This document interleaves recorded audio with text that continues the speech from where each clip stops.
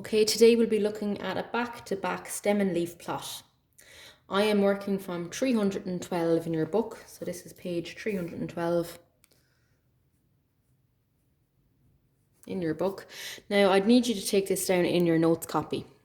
So your title will be a back-to-back stem and leaf plot, and these are some key things about a stem and leaf plot, a back-to-back one. So a back-to-back stem and leaf is the same thing. It's two stem and leaf diagrams drawn at the same time. Okay, so you're drawing two diagrams at the one time. The leaves of one set are drawn on the left-hand side. The leaves of the other set are drawn on the right-hand side. So the leaves of one set is on the left, the other is on the right. It's an excellent way to compare two sets of data. And the most important thing is you have to do two keys. So I haven't done them yet in the example. So this is example 2 from your book on page 312. The science teacher decided to give her class a test on a particular topic. The class performed poorly. So 1 week later, she gave the class a similar test after thorough revision of the topic. The results are shown in a back-to-back stem and leaf plot. So here are the results for one of the exams. Here's the results for the other exam. Now, you can see that the way it's read is slightly different, and I'm just going to do the key to help explain how it works. So everyone knows how the key works for the right hand side. For instance, 8-2 means 82%. Now, when it comes to the left hand side, you have to read it backwards. So for instance, 6-3. So this line here, and I'm using this number and this one, so that would be 6-3 is the percent 36. So you're reading it backwards as opposed to forwards. That's why you need to give two keys. Okay, so just in your notes copy, you should have 4 bullet points, and if you want to, you can draw out the exact same stem and leaf plot from page 312. But back-to-back stem and leaf is the same thing as two stem and leaf diagrams drawn at the same time. The leaves of one are on the left-hand side, the leaves of the other are on the right-hand side. It's an excellent way of comparing two sets of data, and you have to show two keys. Some people find reading the one on the left more difficult because you're reading it from right back to left as opposed to reading it from left to right like you normally read. With this question, there are 4 individual parts. Sorry, there's 5 individual parts to that question, and I'm just going to answer them there now. So write them out, so there's 5 parts. So the first one is, what does the diagram show about the performance of the class in the 2 tests? Well, we were told at the start of the question that they performed poorly in the first one and did a lot better in the second one. So poorly means that obviously some people might have failed. So we look at the 30s. In the second test, obviously no one failed.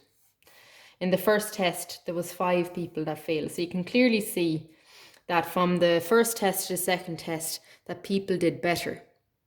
Okay, and in a lot of cases, you could do the range, and you can get the difference in the percentages. Like only one person got an A, let's say, in the first test, whereas 1, 2, 3, 4, 5, 6, 7 people scored an A in the second test. Part 1 can be written in so many different ways. What they've said in the book is the diagram shows the class scored far better in the second test. I think you can agree that. So second test, students did better. And you can see this because people failed in the first one, whereas they didn't in the second one. More people got A's in the second test than they did in the first one. They've also said that 14 students scored 70 marks or higher. So yeah, they just counted up the number of students. So 14 students got a B upwards. So 70% is a B. So in the second test. As opposed to 1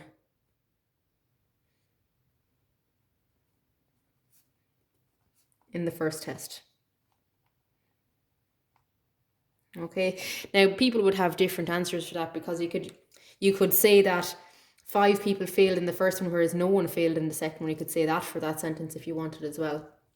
Okay, part 2.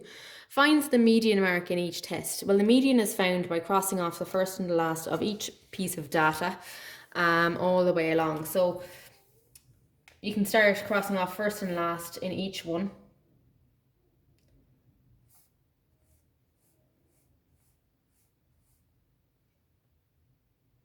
I'm going about that slightly off because it's backwards, apologies. So first and last, first and last, first and last. Sorry, it's backwards with this one. First and last.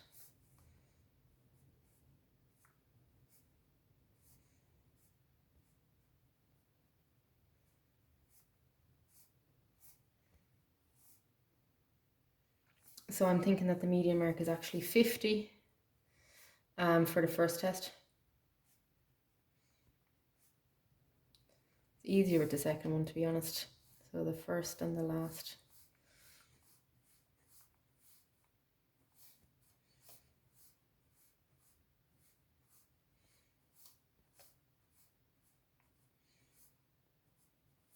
Is 75.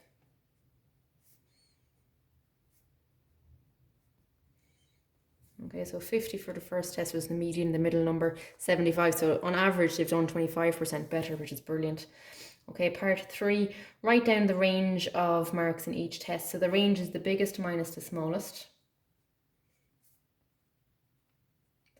So for the first test, and then for the second test. So the first test, the range is, the biggest number is 90, minus the smallest number is 30. So the range is 60. For the second test, the biggest is 93, the smallest is 43. So the range is 50. So clearly, again, you can see that in the second test, because the numbers are closer together, there's a smaller range, which is good. Part 4, do the median marks and range support a conclusion? And they do. So because they've obviously improved the median mark by 25 marks and they've narrowed the range, it means obviously they've done better. So does it? Yes. So since, I'm going to say yes. Since the median has increased and the range decreased,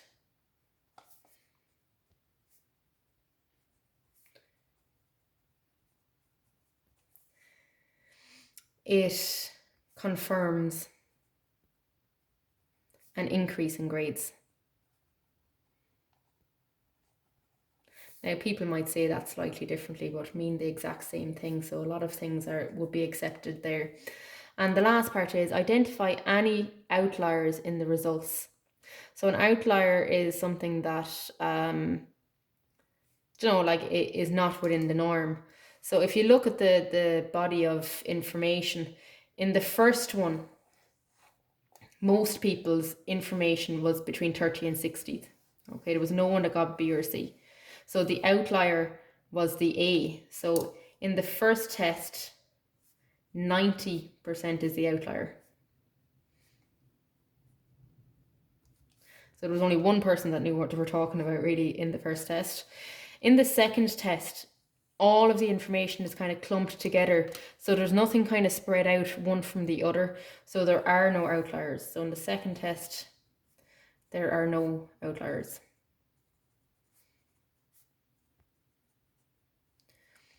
Okay, so I've just answered the questions on this. Now, you don't necessarily need to write out this, but what you do need to have in your notes copy is obviously what the stem and leaf diagram is. Maybe copy out a stem and leaf diagram, and the important thing is that you need to put in 2 keys for this. On Thursday, we looked at doing basic stem and leaf diagrams, and you answered questions 1, 2, and 3 from your book on it.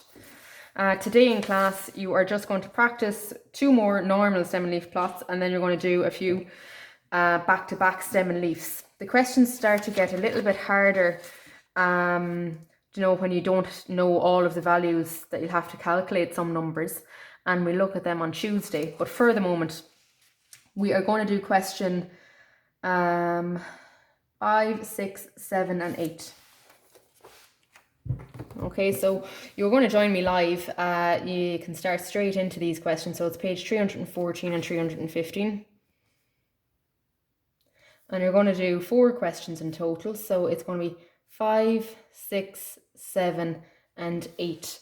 As we go on, so on Tuesday, the questions are going to become a little bit harder when you don't know all of the numbers. So you have to find a value for x or whatever, kind of like what you were doing for the mean, mode, and median there a couple of weeks ago. And then we need to do misleading graphs, or being able to read graphs, and then that's that chapter done. So I'm hoping by Tuesday this will be fully complete. So join me live. Make sure that this is taken down in your notes copy, and you can start into questions 5, 6, 7, and 8, and see you shortly.